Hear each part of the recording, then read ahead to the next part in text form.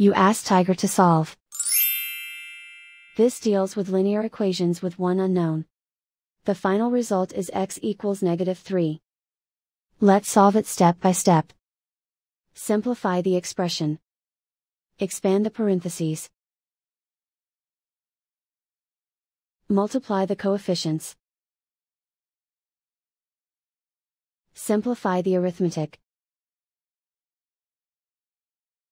Group all constants on the right side of the equation.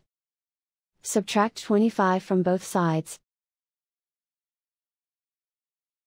Simplify the arithmetic.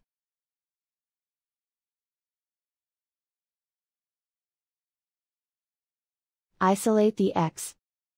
Divide both sides by -15. Cancel out the negatives.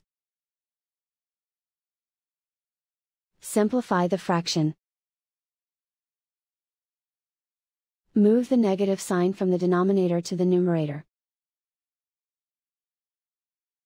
Find the greatest common factor of the numerator and denominator.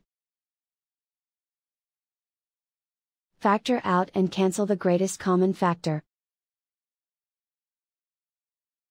And so the final result is x equals -3.